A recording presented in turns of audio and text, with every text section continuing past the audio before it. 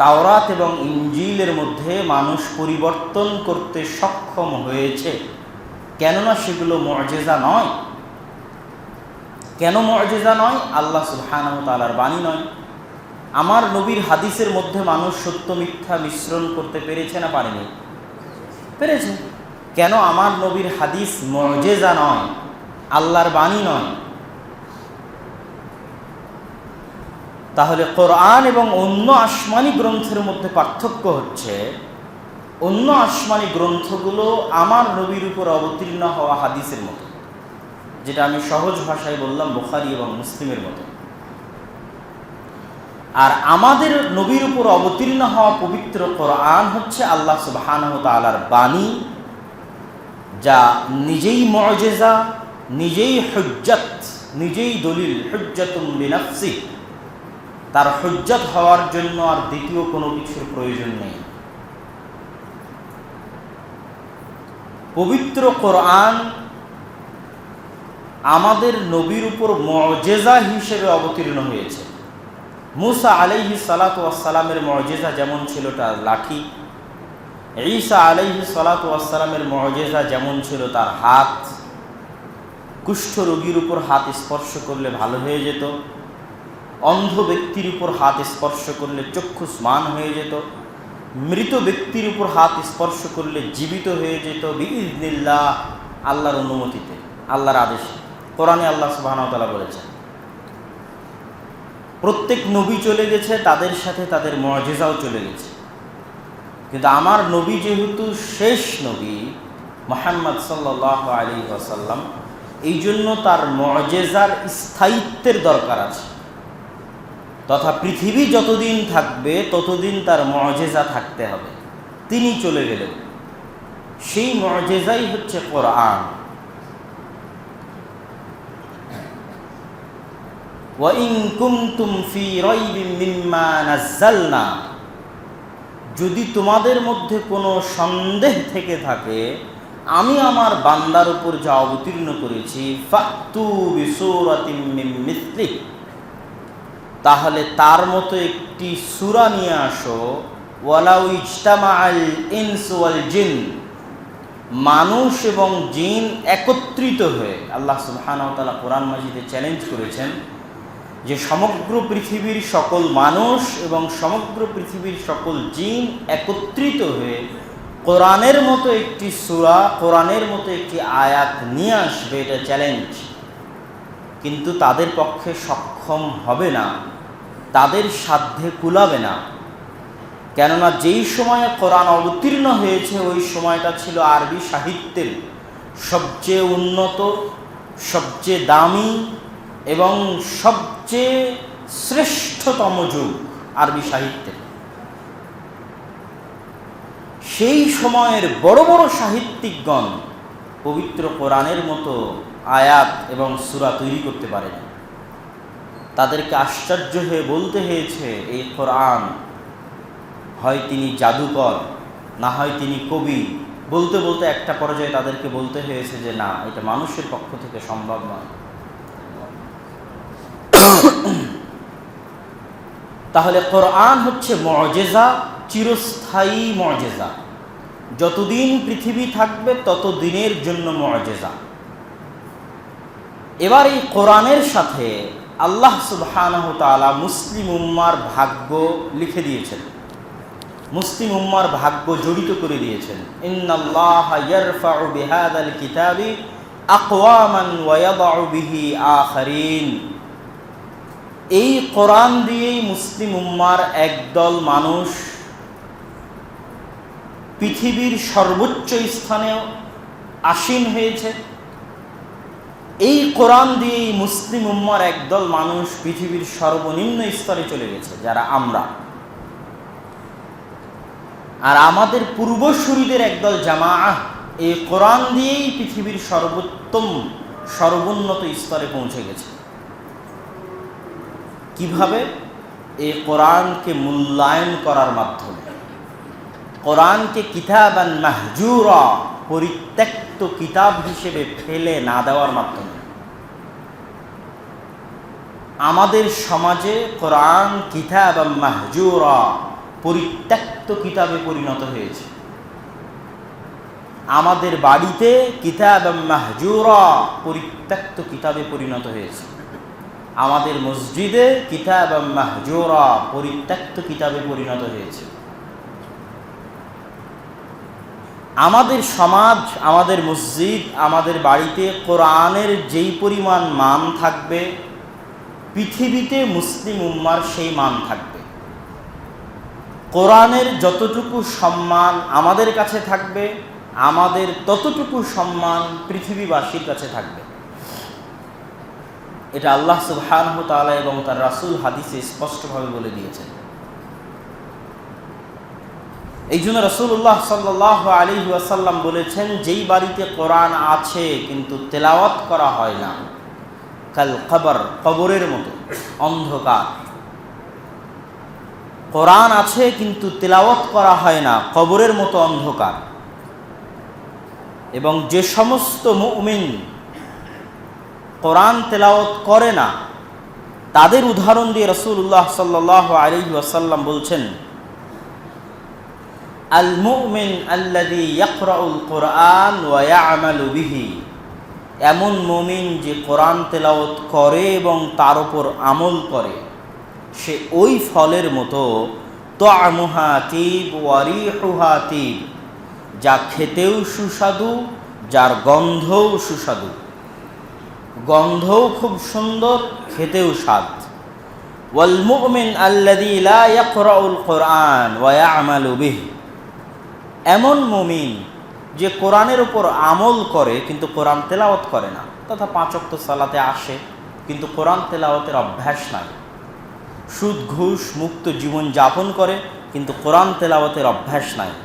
কাত্তামারাতি তুআমুহা তিবুন লা রিহা লাহ, এমন খেজুরের মতো যার স্বাদ আছে কিন্তু গন্ধ নাই। ওয়া মাসালুল মুনাফিক আল্লাযী ইয়াকরাউল কুরআন রিহুহা তিব ওয়া তুআমুহা মুর, এমন মুনাফিক যে কোরআন তেলাওয়াত করে অথচ মুনাফিক, কথা বললে মিথ্যা বলে, ওয়াদা করলে ভঙ্গ করে, মানুষকে গালি দেয় কিন্তু আবার কোরআনও তেলাওয়াত করে, তথা তার মধ্যে মুনাফিকের আলামত আছে, চিহ্ন আছে, কিন্তু সে কোরআন তেলাওয়াত করে। কার রায়হানা রিহুহা তিব ওয়া তুআমুহা মুর, এমন ফলের মতো যেই ফলের গন্ধ আছে কিন্তু গন্ধ সুন্দর দেখে মুখে দিতে গেলে তিতা লাগবে, ধোঁকা খাবে। গন্ধ সুন্দর তথা মাকাল ফলের মতো বাইরে থেকে দেখতে সুন্দর, কিন্তু ভিতরে গেলে দেখবেন তিক্ত, পচা এবং নষ্ট।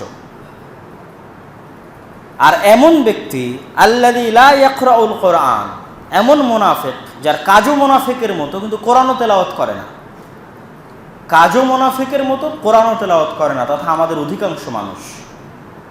অধিকাংশ মানুষ যাদের অন্তরে ঈমান আছে কিন্তু কাজ মুনাফিকের মতো এবং কোরআনও তেলাওয়াত করে না, কাল হানজালাহ তুআমুহা মুর আও খাবিস ওয়া রিহুহা মুর, কাঁটাযুক্ত ফলের মতো যার গন্ধও দুর্গন্ধ, যার স্বাদও তিক্ত এবং খারাপ স্বাদ, মুখে তিক্ত এবং বিষ্ঠা, জঘন্য নিকৃষ্ট স্বাদের মতো, আবার কাঁটাযুক্ত, আবার দুর্গন্ধযুক্ত। এই মুমিনের অবস্থা হচ্ছে সেই রকম, যার মধ্যে মুনাফিকের চিহ্ন আছে এবং কোরআন তেলাওয়াত করে না। সে কাঁটাযুক্ত, দুর্গন্ধযুক্ত, তিক্ত ফলের মতো। সম্মানিত উপস্থিতি, রাসূলুল্লাহ সাল্লাল্লাহু আলাইহি ওয়াসাল্লাম এই হাদিসে আমাদের সকলের মাপকাঠি এবং অবস্থা রাসূলুল্লাহ সাল্লাল্লাহু আলাইহি ওয়াসাল্লাম স্পষ্ট করে দিয়েছেন। আবার যে ব্যক্তি কোরআন তেলাওয়াত করবে তার অবস্থা কি হবে?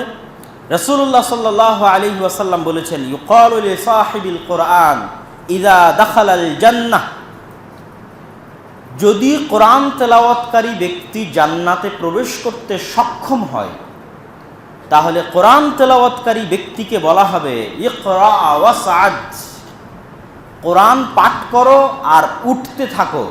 জান্নাতের যে স্তরভেদ আছে, এই স্তরভেদের উপরের দিকে উঠতে থাকো আর কোরআন তেলাওয়াত করতে থাকো। জান্নাতের ওইটাই তোমার সর্বোচ্চ স্থান, যেখানে তোমার কোরআন পড়া শেষ হবে। আল্লাহু আকবার। তথা যতক্ষণ তুমি কোরআন পড়তে থাকবে তত দূর পর্যন্ত জান্নাতে তোমার স্থান এবং সম্মান এবং মান বাড়তে থাকবে। জান্নাতের এই মান এবং মর্যাদার পার্থক্য এটা আমরা অনেক সময় হেলায় ফেলায় এড়িয়ে যাই। আমরা কি মনে করি, কোনো মতে জান্নাতে প্রবেশ করতে পারলেই যথেষ্ট। কিন্তু সালাফে সালেহিন বলেছেন, জান্নাতে প্রবেশ করার পর মুমিনদের সবচেয়ে বেশি আফসোস হবে। জান্নাতে প্রবেশ করার পরে আফসোস হবে আমার এবং আপনার। যদি আমরা জান্নাতে প্রবেশ করতে সক্ষম হই, তাহলে জান্নাতে প্রবেশ করার পরে আমাদের সবচেয়ে বেশি আফসোস হবে যদি আমরা দুনিয়াতে আরেকটু জিকির করতাম, আরেকটু কোরআন তেলাওয়াত করতাম, তাহলে আমাদের জান্নাতের এই ক্যাটাগরি, এই ক্লাস আরেকটু বাড়ত।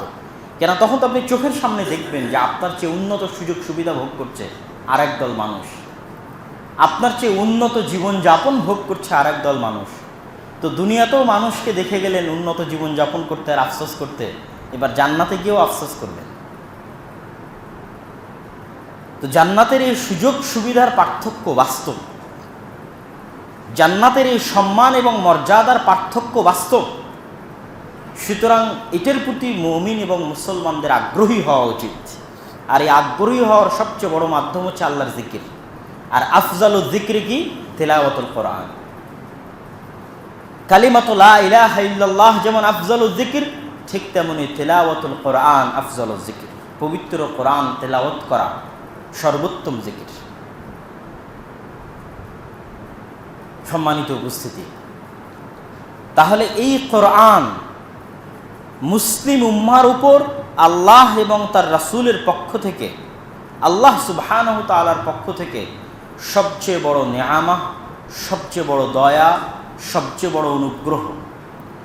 এই কোরআন সবচেয়ে শক্তিশালী কিতাব, সবচেয়ে বরকতময় কিতাব আলা ওয়াজহিল আরজ।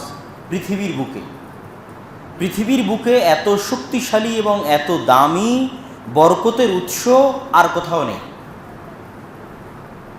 যত বরকতের উৎসের কথা আপনি বলেন না কেন, সকল বরকতের উৎসের চাইতে সবচেয়ে দামি বরকতের উৎস হচ্ছে পবিত্র কোরআন।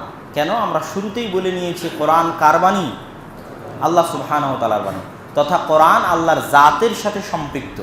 আর পৃথিবীতে যত বরকত আছে সব বরকত আল্লাহর পক্ষ থেকে আসে, আল্লাহর নামের মাধ্যমে বরকত আসে। এবং কিছু নির্দিষ্ট বরকতময় কর্ম আছে, নির্দিষ্ট বরকতময় জায়গা আছে, নির্দিষ্ট বরকতময় পানি আছে। মক্কা এবং মদিনা হচ্ছে বরকতময় শহর। কিছু নির্দিষ্ট জায়গা আছে যেখানে প্রবেশ করলে বরকত পাওয়া যায়, যেমন মসজিদ, পৃথিবীর সর্বশ্রেষ্ঠ জায়গা। কিন্তু এগুলো সকল বরকতের চেয়ে শক্তিশালী বরকত কোনটা? কোরআন। কেননা মক্কা বা মদিনা বা জমজমের পানি বা মসজিদ আল্লাহ সুবহানাহু ওয়া তাআলার জাতের সাথে ডাইরেক্টলি কানেক্টেড নয়। এগুলো দুনিয়াতে মানুষে তৈরি করেছে।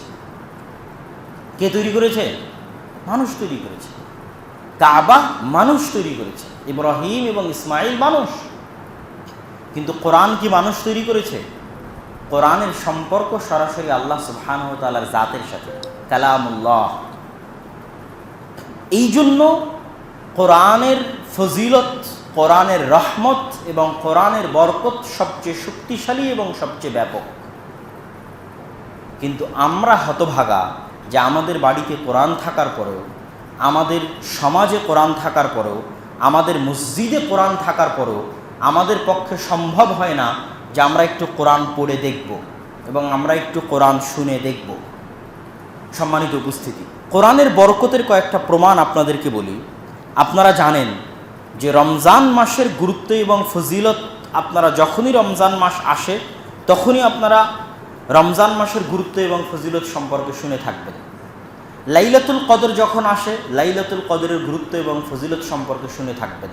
কিন্তু আমি আপনাদেরকে রমাজানের বক্তব্য বলেছি এবং আজকে সংক্ষিপ্ত আকারে বলে যাচ্ছি যে রমাজানের যে পুরো রমাজানের বরকতের যত ফজিলতের যত হাদিস আছে, লাইলাতুল কদরের যত বরকত এবং ফজিলতের যত হাদিস আছে, এগুলো সবগুলোই কোরআনের কারণে। লিল কোরআন, কোরআনের কারণে, কোরআনের ফজিলতে, কোরআনের বরকতে। শাহরু রমাদান আল্লাযী উনজিলা ফীহিল কোরআন। রমাজান এত শ্রেষ্ঠ কেন? রমাজানে কোরআন অবতীর্ণ হয়েছে। তাই কোরআনের বরকতে একটা মাসকে সর্বশ্রেষ্ঠ মাস করে দেওয়া হয়েছে। কেন? ওই মাসে কোরআন অবতীর্ণ হয়েছে এই জন্য। ইন্না আনজালনাহু ফি লাইলাতুল কদর,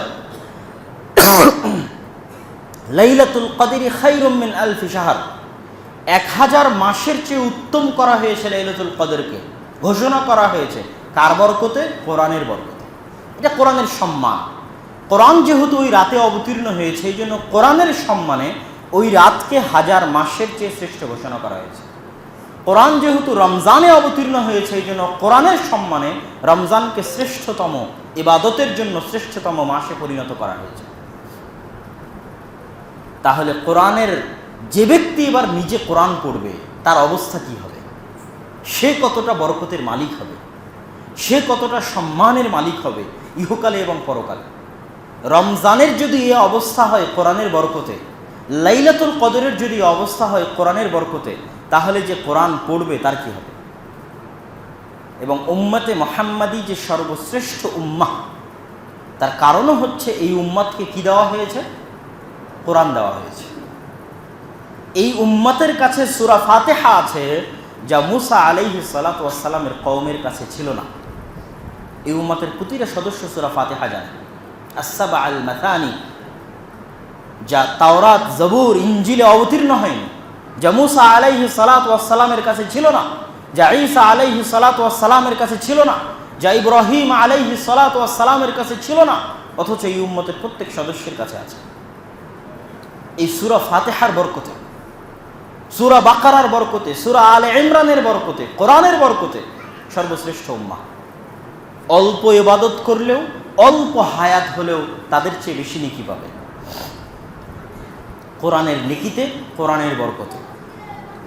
এবং আমাদের নবী মুহাম্মদ সাল্লাল্লাহু আলাইহি ওয়াসাল্লামও সর্বশ্রেষ্ঠ নবী, কেননা তার উপর কোন কিতাব অবতীর্ণ হয়েছে? কোরআন অবতীর্ণ হয়েছে।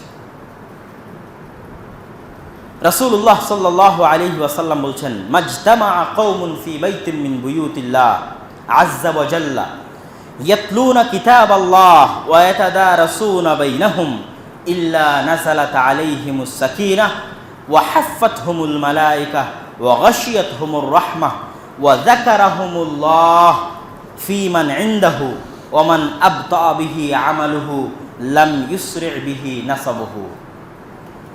মাজতামা কওমুন ফি বাইতিন মিন বুয়ুতিল্লাহ, এই সারা পৃথিবীর যে কোনো প্রান্তে, যে কোনো মসজিদে, বাইতুম মিন বুয়ুতিল্লাহ, আল্লাহর ঘরগুলোর যে কোনো এক ঘরে, সারা পৃথিবীর যে কোনো প্রান্তে, আল্লাহর যে কোনো এক ঘরে আল্লাহর বান্দা এবং বান্দিরা যদি একত্রিত হয়, ইয়াতলুনা কিতাবাল্লাহ, আল্লাহর কোরআন শিখার জন্য এবং শিখানোর জন্য, ইয়াতাদারাসুনা বাইনাহুম, পরস্পর সেই কোরআন পড়ে এবং পড়ায়, ইয়াতাদারাসুনা বাইনাহুম, পড়ে এবং পড়ায়, ইল্লা নাযালাত আলাইহিমুস সাকিনাহ, আসমান থেকে তাদের উপর সাকিনাহ, প্রশান্তি অবতীর্ণ হবে তাদের হৃদয়ের উপর, ওয়া হাফফাতহুমুল মালায়েকা, এবং ফেরেশতারা তাদেরকে ঘিরে ধরবে।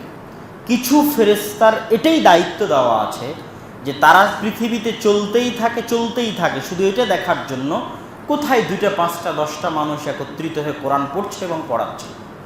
এটাই কিছু ফেরেশতার দায়িত্ব দেওয়া আছে। এখন আপনি কল্পনা করেন আমরা তাদের মধ্যে কিনা।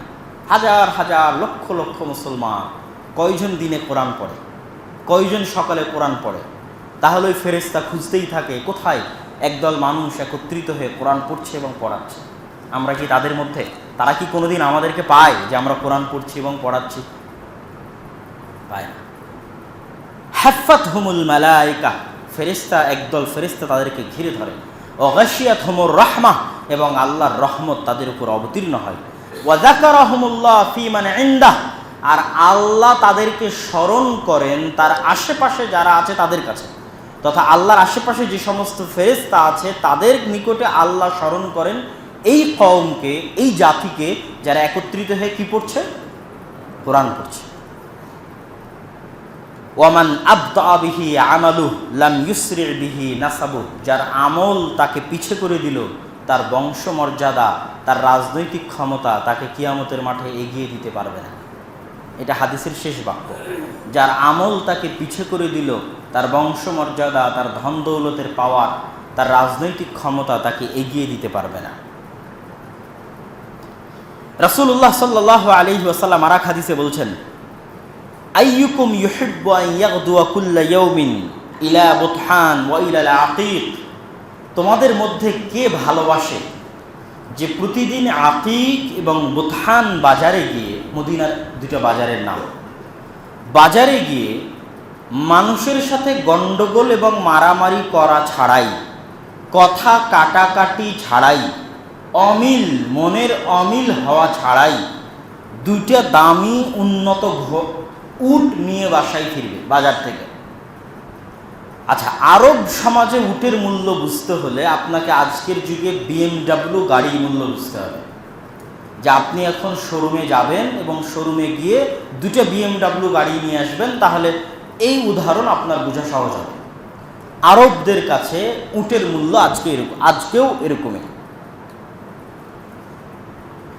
কে না চায় যে হ্যাঁ সে শোরুমে যাবে এবং দুটো সবচেয়ে দামি মোটরসাইকেল, দুটো সবচেয়ে দামি গাড়ি সে উঠিয়ে নিয়ে আসবে।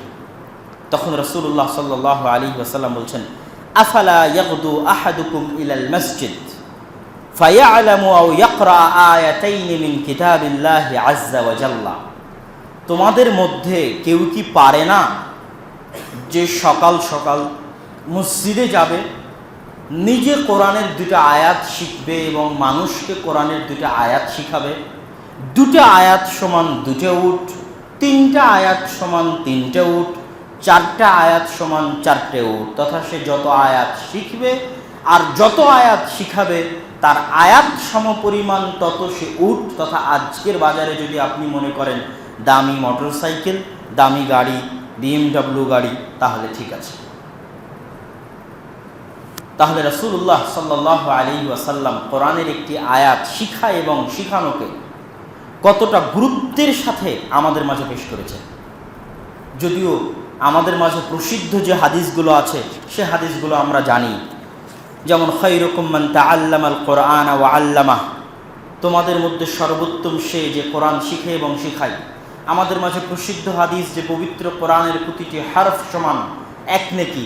রাসূলুল্লাহ সাল্লাল্লাহু আলাইহি ওয়াসাল্লাম বলছেন, আলিফ লাম মিম একটা হরফ নয়, আলিফ একটা হরফ, লাম একটা হরফ, মিম একটা হরফ, তথা আলিফ সমান 10 নেকি, লাম সমান 10 নেকি, মিম সমান 10 নেকি। আল্লাহ সুবহানাহু ওয়া তাআলা কোরআন তেলাওয়াতকারীদেরকে কেন এত ভালোবাসেন এবং কোরআন কেন কিয়ামতের মাঠে কোরআন তেলাওয়াতকারীদের জন্য শাফাআহ করবে, কথা বলবে। কোরআনকে কথা বলার শক্তি আল্লাহ দিবেন, এটা কি বিশ্বাস করা যায় না? যায় না? বলেন। আমাদের আশেপাশে অসংখ্য পশু প্রাণী কথা বলে না? বলে না? বলে না। গরু ছাগল কথা বলে, মহিষ কথা বলে, কিন্তু আপনি কথা বলেন। তাহলে গরু ছাগল মহিষ কথা বলে না, কিন্তু আপনি কথা বলেন। তাহলে কে? তাহলে যিনি তাদেরকে কথা বলার ক্ষমতা দেননি কিন্তু আপনাকে দিয়েছে, আল্লাযী আনতাকাকুম, যিনি আপনাকে কথা বলার ক্ষমতা দিয়েছেন কিন্তু আপনার বাড়িতে থাকা গরু ছাগল মহিষ তাদের কথা বলার ক্ষমতা দেননি, তিনি কিয়ামতের মাঠে কোরআনকে কথা বলার ক্ষমতা দিবেন। সহজ কথা, তিনি কিয়ামতের মাঠে মাটিকে কথা বলার ক্ষমতা দিবেন। এবং আমি বহু বক্তব্যে বলেছি যে এই জিনিসগুলো যে কথা বলতে পারবে তার অনেক আলামা আছে। যেমন মাটিতে আপনি একটা ধান গাছ লাগালে ধানের বীজ থেকে গাছ হবে, হাজার হাজার গাছ মাটিতে উৎপন্ন হয়ে আছে। তার মানে এই মাটির নিজস্ব একটা শক্তি আছে, যেই শক্তির ফলে মাটি গাছ উৎপন্ন করতে পারে। কিন্তু ওকে আল্লাহ কথা বলার শক্তি দেয়নি, তাই কথা বলতে পারে না। কিয়ামতের মাঠে আল্লাহ মাটিকে কথা বলার শক্তি দিবে, কথা বলতে পারবে। কিয়ামতের মাঠে আল্লাহ কোরআনকে কথা বলার শক্তি দিবে, কোরআন কথা বলতে পারবে। এবং কোরআন কিয়ামতের মাঠে তার তেলাওয়াতকারীদের জন্য শাফাআত করবে। রাতে উঠে যারা কোরআন তেলাওয়াত করে তাদের জন্য কোরআন কিয়ামতের মাঠে শাফাআত করবে। ঠিক ওই একই অর্থবোধক একটা হাদিস রাসূলুল্লাহ সাল্লাল্লাহু আলাইহি ওয়াসাল্লাম বলছেন, ইন্না লিল্লাহি আহলিনা মিনান নাস ওয়া ইন্না আহলাল কোরআন আহলুল্লাহ ওয়া খাওয়াসুহ। প্রত্যেক মানুষেরই ক্লোজ ফ্রেন্ডের সার্কেল আছে, ঘনিষ্ঠ বন্ধুর সার্কেল আছে। আরে ওই তো অমুকের লোক, সে তো অমুকের বন্ধু। দেখবেন যে সমাজে একটা স্তর থাকবে, উমুক উমুক চেয়ারম্যানের লোক, উমুক উমুক এমপির লোক, উমুক উমুক অফিসারের লোক, উমুক বসের লোক, ঠিক উমুকে উমুকের বন্ধু। এই যে মানুষের মধ্যে ক্লোজ ফ্রেন্ড সার্কেলের একটা এরিয়া আছে, যেটা দিয়ে বলা হয় যে উমুকে উমুকের লোক। তো আল্লাহ সুবহানাহু তাআলার একটা সার্কেল আছে, যাদেরকে আল্লাহ সুবহানাহু তাআলা নিজের বন্ধু বানিয়ে নেন তথা ক্লোজ ফ্রেন্ড বানিয়ে নেন, যাদেরকে এটা বলা যাবে যে এরা আল্লাহর লোক।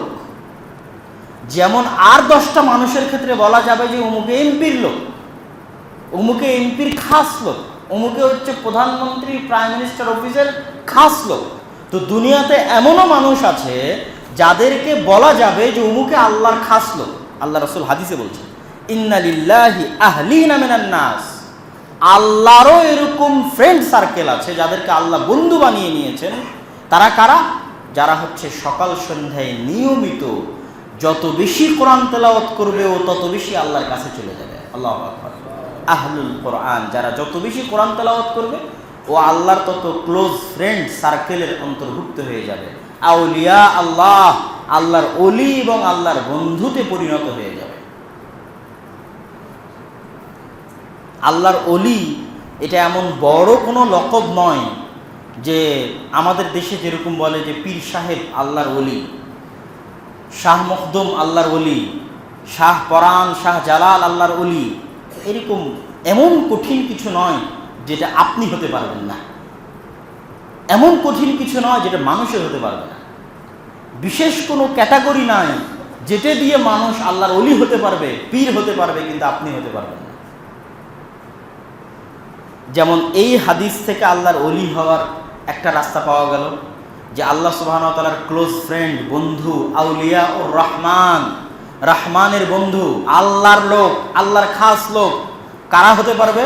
যে যত বেশি কোরআনের সাথে উঠা বসা করবে, যে যত বেশি রাতে উঠে কোরআন তেলাওয়াত করবে, নিয়মিত প্রতিদিন কোরআন তেলাওয়াত করবে। ঠিক আরও একটা হাদিস আছে আল্লাহ সুবহানাহু ওয়া তাআলার ওলি, খাস লোক, কাছের লোক, ক্লোজ ফ্রেন্ড হওয়ার।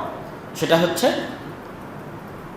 আল্লাহ সুবহানাহু ওয়া তাআলা আহাব্বুল আ'মাল ইনদাল্লাহ আল ফারাইজ, আল্লাহর সবচেয়ে প্রিয় ইবাদত হচ্ছে ফরজ, তথা ফরজ আদায় করতেই হবে।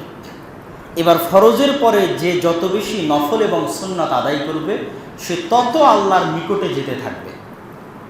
এবং ফরজের পরে সুন্নাত এবং নফল আদায় করার মাধ্যমে আল্লাহর নিকটে যেতে যেতে এমন হবে যে তার হাত আল্লাহর হাত হয়ে যাবে, তার চোখ আল্লাহর চোখ হয়ে যাবে, তার কান আল্লাহর কান হয়ে যাবে, তার পা আল্লাহর পা হয়ে যাবে। সহিহ বুখারীর হাদিস, রাসূলুল্লাহ সাল্লাল্লাহু আলাইহি ওয়াসাল্লাম বলেছেন, তথা কি সে আল্লাহর ওলি হয়ে যাবে।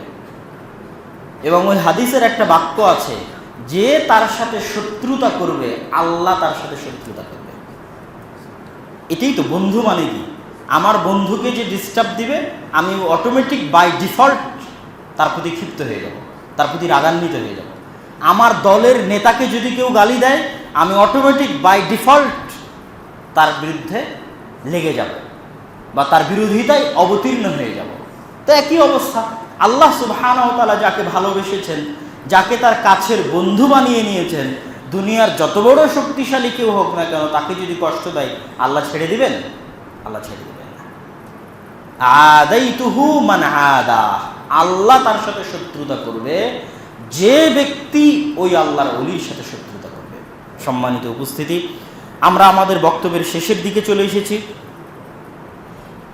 পবিত্র কোরআন এর মধ্যেও আল্লাহ সুবহানাহু ওয়া তাআলা বহু জায়গায় পবিত্র কোরআনের প্রতি মানুষকে উৎসাহিত করানোর জন্য বহু আয়াত অবতীর্ণ করেছেন, যা আজকের এক জুমার খুতবায় বলে সম্ভব নয়। যেমন আল্লাহ সুবহানাহু ওয়া তাআলা আফালা ইয়াতাদাব্বারুনাল কোরআন, তারা কি কোরআন নিয়ে চিন্তা ভাবনা করে না?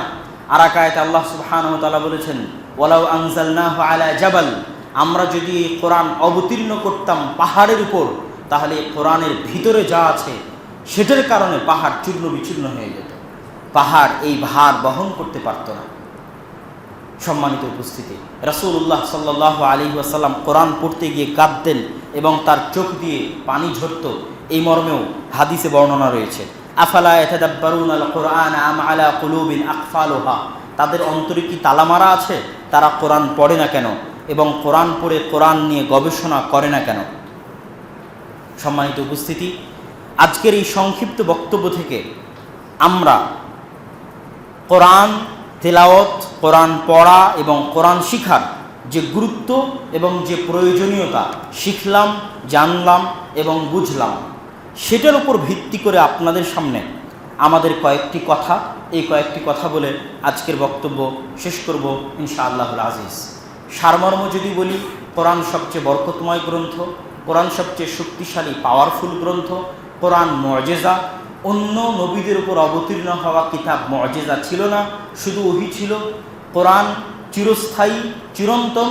কোরআন আল্লাহর বাণী, অন্য নবীদের উপর অবতীর্ণ হওয়া গ্রন্থ আল্লাহর বাণী নয়। কোরআনের সাথে মুসলিম উম্মার ভাগ্য জড়িত আছে। আমাদের সমাজে কোরআনের মূল্য যেমন হবে, মুসলিম উম্মার মান সম্মান পৃথিবীতে তেমন হবে। এবং কোরআন পড়া আমাদের উপর অপরিহার্য কর্তব্য, কোরআন তেলাওয়াত করা আমাদের উপর অপরিহার্য কর্তব্য, কোরআন শিখা আমাদের উপর অপরিহার্য কর্তব্য। কোরআন যে মুমিন পড়ে সে কেমন, সেটাও আমরা আলোচনা করেছি। কোরআন যে মুমিন পড়ে না সে কেমন, সেটাও আলোচনা করেছি। কোরআন পড়লে কি কি ফজিলত পাবো, সেটাও আমরা আলোচনা করেছি। শিখার জগতে মুসলমানের উপর ফরজ, প্রত্যেক মুসলমানের উপর ফরজ, সালাত যেমন ফরজ, কোরআন পড়তে পারা, কোরআনের অর্থ জানতে হবে, বুঝতে হবে, সেটাও অনেক গুরুত্বপূর্ণ। সেটারও নেকি আছে, কোরআন তার প্রমাণ বহন করে। কিন্তু সর্বনিম্ন স্তর হচ্ছে কোরআন আপনাকে পড়তে পারতে হবে এবং কোরআন পড়ার অভ্যাস থাকতে হবে। বাড়িকে অন্ধকার কবর বানানো যাবে না। এবং শুধু বাড়ির মহিলা কোরআন পড়বে এরকম নয়, বাড়ির পুরুষও কোরআন পড়বে, মুসলিম মাত্র কোরআন পড়বে। এবং এই কোরআন শিখা এবং শিখানো আমাদের জরুরি জিম্মেদারি এবং কর্তব্য। দুঃখজনক হলেও সত্য যে আমরা মুসলিম দেশ দাবি করলেও আমাদের দেশের সরকারি কোনো সিলেবাসে আমাদের সন্তানদের কোরআন শিখানোর কোনো ব্যবস্থা রাখা হয়নি। যে আমার ছেলে স্কুলে ভর্তি করলাম, সে অটোমেটিক কোরআন শিখবে, সুতরাং আমি নিশ্চিন্ত, আমি দায়িত্বমুক্ত, যে স্কুলেই যাক না কেন কোরআন শিখতে পারবে।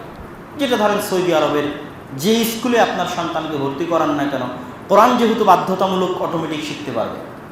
কিন্তু আমার দেশে এই সিস্টেম নাই। এটা আমাদের জন্য কলঙ্ক এবং এটার জন্য আমাদের সচেতনতা সৃষ্টি করা উচিত, দাবি জানানো উচিত যে সর্বনিম্ন পক্ষে স্কুলগুলোতে ধর্ম শিক্ষার নামে যে বই রাখা আছে এটা অতটা উপকারী নয়। বরং ধর্ম শিক্ষার মতো করে ধর্ম শিক্ষা হিসেবে না রেখে সাবজেক্ট হিসেবে কোরআন এবং সাবজেক্ট হিসেবে আল্লাহর নবীর জীবন, আল্লাহর নবীর জীবনের মধ্যেই ধর্মের যে জিনিসগুলো শিখাতে চাই সেগুলো ওইভাবেই সিলেবাসের অন্তর্ভুক্ত করা যাবে। কিন্তু ওই ফিকহের বইয়ের নামে জাস্ট ধর্ম শিক্ষা একটা সাবজেক্ট দিয়ে এবং মৌলিক কোনো বেসিক জ্ঞান তৈরি হয় না, এটা লস প্রজেক্ট। তো যেহেতু সরকারি সিলেবাসে নাই, সেহেতু আপনার সন্তানকে কোরআন শিখানোর দায়িত্ব আপনাকে নিতে হবে এবং প্রত্যেক মসজিদকে ওই মসজিদের আশেপাশের মুসলমানের পরিবারের সমাজের কোরআন শিখানোর দায়িত্ব নিতে হবে। আমাদের আজকের যে দাওয়াতি সফর, আমরা দেশব্যাপী যে দাওয়াতি সফরের কার্যক্রম শুরু করেছি ফি সাবিলিল্লাহ, আল্লাহ সুবহানাহু ওয়া তাআলার সন্তুষ্টির উদ্দেশ্যে, সেই কার্যক্রমের মূল লক্ষ্যই হচ্ছে কোরআন শিক্ষা বিষয়ে সচেতনতা তৈরি করা। আপনারা যারা শুনছেন আপনাদের মধ্যে সচেতনতা তৈরি করা, আপনারা যারা আজকে উপস্থিত হয়েছেন তাদের মধ্যে সচেতনতা তৈরি করা এবং এটার গুরুত্ব বোঝানোর জন্য সফর। কেন আমি আসছি ফি সাবিলিল্লাহ? শুধু এটার গুরুত্ব বোঝানোর জন্য, যেন আপনি বুঝেন যে আপনি আমাকে হাদিয়া দিয়েও, ডেট নিয়েও নিয়ে যেতে পারেন না, কিন্তু আমি আজকে আপনার কাছে হাদিয়াও চাইনি, ফি সাবিলিল্লাহ ফিরে আসছি আপনার মসজিদে এবং আরও অসংখ্য মসজিদে যাব, অথচ মানুষ ডেট নেওয়ার জন্য ফোন দিচ্ছে কিন্তু আমি তাকে ডেট দিচ্ছি না, অথচ সে আমাকে গাড়ি দিবে, পাথর দিবে, সকল কিছু দিবে, কিন্তু আমি স্বেচ্ছায় আপনার কাছে আসছি, গোদাগাড়ির মানুষের কাছে আসছি, বাসুদেবপুরের মানুষের কাছে আসছি, এটার গুরুত্ব বুঝাতে, তথা আমার আশাটাও এটার গুরুত্ব বুঝাতে যে কোরআন শিক্ষা কার্যক্রম প্রত্যেক মসজিদে, প্রত্যেক মুসলমানের সন্তানের জন্য থাকতে হবে, থাকলে আরও ভালোভাবে সেটাকে চালু করতে হবে, অ্যাক্টিভ করতে হবে, যেন কোনো মুসলমানের সন্তান কোরআনবিহীন বড় না হয়। যেন কোনো মুসলমানের সন্তান কোরআনবিহীন প্রজন্ম যেন আমরা না দেখি। এই আন্দোলন, এই সংগ্রাম প্রত্যেক মুসলমান। নিজে কোরআন শিখা এটাও আপনার দায়িত্ব, সন্তানকে কোরআন শিখানো এটাও আপনার দায়িত্ব, মসজিদে কোরআন শিক্ষার ব্যবস্থা করা এটাও আপনার দায়িত্ব। যে মসজিদে আছে সেখানে আরও যত্ন নেওয়া, আরও ভালোভাবে চালু করা, যে সকল মুসলমানের সন্তান আসে কিনা, কেন আসে না, কিভাবে নিয়ে আসা যায়, কেমনে তাদেরকে ভালো শিক্ষা দেওয়া যায়, আর যদি চালু না থাকে তাহলে কিভাবে চালু করা যায়। এই সচেতনতা তৈরি করার জন্যই আমাদের এই সফর আদ-দাওয়া ইলাল্লাহর পক্ষ থেকে। এবং আমাদের এই পুরো সফরে বিভিন্নভাবে বিভিন্ন সময়ে আমরা কোরআন কেন্দ্রিকই আলোচনা করব। যেমন কোরআন কেন্দ্রিক আলোচনা হয়তো বিভিন্ন রকম হতে পারে, যেমন কোরআনের গুরুত্ব তাৎপর্যের উপর আলোচনা হলো। আর একবার কী হতে পারে, কোরআনের সরাসরি কোরআন থেকে তাফসির হতে পারে, সূরা ফাতিহা থেকে তাফসির হতে পারে, সূরা বাকারা থেকে তাফসির হতে পারে। তথা কোরআন কেন্দ্রিক আলোচনা হবে মানে একই রকম আলোচনা হবে এরকম নয়। তথা এই পুরো সফরে কোরআন কেন্দ্রিক আলোচনা হবে, সেটা কোরআনের গুরুত্বের উপরও হতে পারে, কোরআন থেকে তাফসিরের উপরও হতে পারে। এবং প্রতিটি আলোচনায় আমরা চেষ্টা করব আলাদা আলাদা আলোচনা করার, কিন্তু মূল লক্ষ্য এবং উদ্দেশ্য হচ্ছে কোরআন শিখতে হবে, কোরআন শিখাতে হবে, মসজিদে বক্তব্য প্রতিষ্ঠা করতে হবে। আপনাদের সকলের প্রতি, যারা আজকে উপস্থিত হয়েছেন, সকল মুসলমানের প্রতি কোরআন শিখার আহ্বান জানিয়ে, কোরআন নিয়মিত পড়ার আহ্বান জানিয়ে, এবং সকল যুবক সমাজকে এই দায়িত্ব নেওয়ার আহ্বান জানিয়ে যে তারা কোরআন শিক্ষা কেন্দ্রিক এই কার্যক্রমটা সকল মসজিদে বাস্তবায়ন করবে, সকল এলাকায় বাস্তবায়ন করবে, মক্তব প্রতিষ্ঠা করবে, নিজে কোরআন শিখবে এবং নিজের আশেপাশের বন্ধুবান্ধব মুসলমানের সন্তান সন্ততিকে কোরআন শিখাবে। একটা মুসলমানের সন্তানও যেন কোরআনবিহীন বড় না হয়, এই চ্যালেঞ্জ দিবে এবং এইটা তাদের মাথায়, তাদের ব্রেনে গেঁথে যাবে। আজকের আমার এই বক্তব্যের পরে বা এই সফরের মাধ্যমে এটাই আমাদের চেষ্টা। আল্লাহ সুবহানাহু ওয়া তাআলা আমাদেরকে সেই তৌফিক দান করুন, আল্লাহুম্মা আমিন। আমরা এখান থেকে জুমার সালাতের পরে আমাদের আসরের সময় হচ্ছে, এটা কি গ্রাম, সাগ্রাম পাড়া, এবং তারপরে আছে হচ্ছে কি যেন একটা রেল লাইন, রাতাহারি রেল লাইন মাগরিবের সময়, এবং এশার সময় উজানতলা এরকম একটা জায়গার নাম আছে, সেখানে আমরা থাকবো ইনশাআল্লাহ এশার সময়। আপনাদের সকলকেই, যারা এই মসজিদে আছেন, যুবক সমাজ যারা আছেন, তারা আমাদের সাথে এই সফরে একত্রিত হতে পারেন। আমরা মোটরসাইকেলে আসছি এবং আপনাদেরও যাদের মোটরসাইকেল আছে তারা এশা পর্যন্ত আমাদের সাথে প্রতিটা মসজিদেই মোটরসাইকেলে সফর সঙ্গী হতে পারেন। এই আহ্বানও আপনাদের নিকটে থাকলো। ওয়া আখিরু দাওয়ানা আনিল হামদুলিল্লাহি রাব্বিল আলামিন।